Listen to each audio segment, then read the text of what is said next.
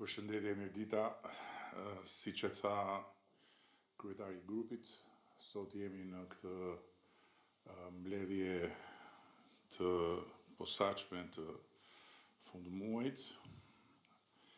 ku këtë radhë do të jetë qeveria që do të raportojë përpara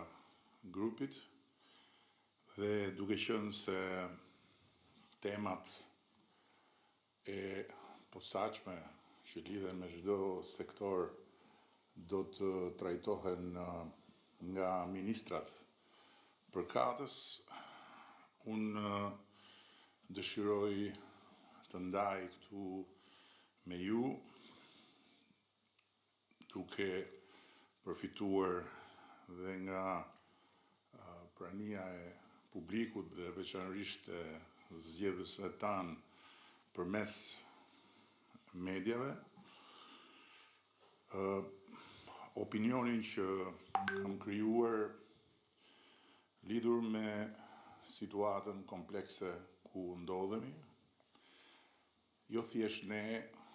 shumica e qeverisë po vendim sot. Pas një fitore historike të zgjedhjeve nga ana jonë, rreth 9 muaj më parë,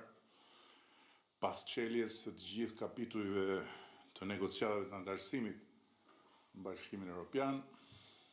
në një kohë rekord për historinë e integrimit evropiane, si edhe pas zhvillimeve që lidhen sa me ecurinë dhe me fatin e reformës historike në drejtësi, aq edhe me rrugën e rritjes ekonomike, qëndrueshmërisë politike dhe shtetbërjes demokratike për Shqipërinë 2030 në Bashkimin Evropian. Për hir të vërtetës, unë besoj që duhet të shohim së bashku se jemi në një udhkryq të ri. Ndërkohë që ekonomia vazhdon të ecë me ritmet e parashikuara, duke afirmuar një rritje të qëndrueshme e cila për nga kohëzgjatja e saj në harkun e këtyre 35 viteve është e pakrahasueshme me asnjë periudhë të mëparshme, ndërkohë që Shqipëria vazhdon të shkëlqejë ndërkombëtarisht si asnjëherë më parë, duke u vlerësuar dhe duke u respektuar në çdo forum dhe instancë të marrëdhënieve ndërkombëtare, ndërkohë që projektet në zhvillim, në hartim e sipër apo në plan për t'u hartuar dhe zhvilluar në këtë mandat janë më të shumta dhe më domethënëse për nga impakti se kur më parë, udhkryqi ku ne ndodhemi sot paraqet sipas meje disa rreziqe, të cilat kërkojnë një kuptim të drejtë, një adresim të vendosur dhe një disiplinë të fortë nga ana jonë, dhe kur them nga ana jonë kam parasysh në radh parë ne këtu deputete, ministra. Sepse përndryshe Shqipëria rrezikon të bëjnë vend numëro, duke humbur kohën më të çmuar dhe mundësitë më të mëdha që ka pasur ndonjëherë në dispozicion për të ngjitur më në fund aty ku prej dekadash, shekujsh e kërkon amaneti i Skënderbeut dhe Ismail Qemalit dhe ku patjetër e meritojnë fëmijët tanë dhe gjeneratat e tjera. Dhe çdo vend numëro për Shqipërinë sot është rënje e trendit të rritjes ekonomike dhe e fuqisë vendit nesër për të vazhduar të jetë tërheqës, të jetë dinamik dhe të jetë i respektuar ndërkombëtarisht. Rreziku që ne të bëhemi irrelevant është real, dhe kur them ne kam parasysh vendin tonë. Ndërkohë që jemi më relevant se asnjëherë dhe mund të bëhemi ende më relevant. Pse i them këto? Le ta nisim sparit e si gjithnjë nga vetja, sepse e vërteta është që ky nuk është një udhkryq dilemash strategjike apo raportesh të ndryshuara të forcave, po është një udhkryq mjegullash, botë kuptimore dhe erërash artificiale, që rrezikojnë të na mpinë, na çorodisin dhe të na ngatrojnë pastaj me këmbët tona. Gjë që ka ndodhur më parë dhe u ka ndodhur më parë, jo vetëm këtu, po dhe në të tjera vende partive të mëdha, kur kanë ngatruar sensin e madhësisë dhe të forcës së tyre me thellësinë e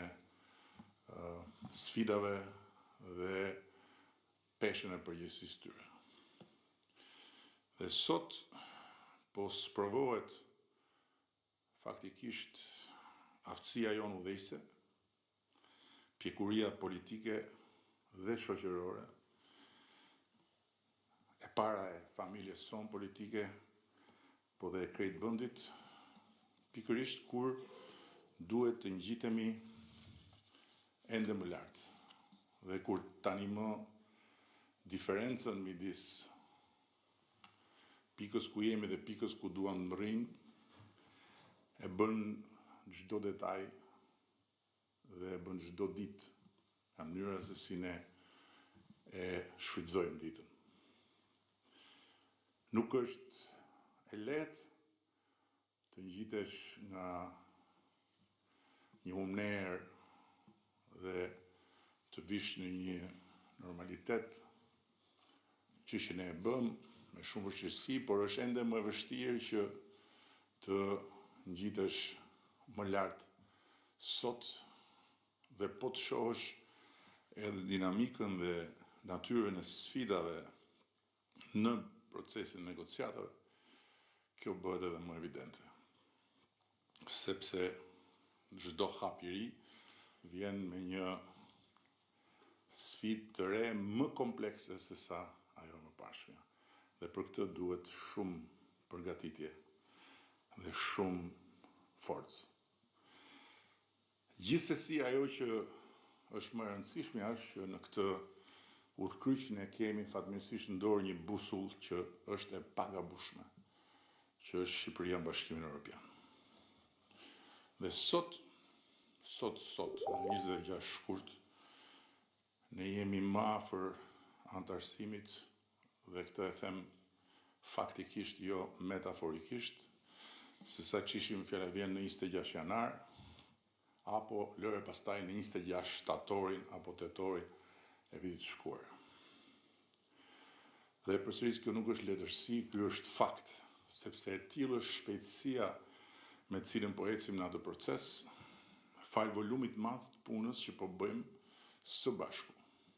Sepse për shembull së bashku në fund të janarit, pas një pune e vërtet të jashtëzakonshme, kaluar në kuvend një masiv të tërë ligjesh dhe amendimesh që ishin kryekput të lidhura me pikërisht procesin në fjalë. Dhe të tjera masiv na presin më tutje.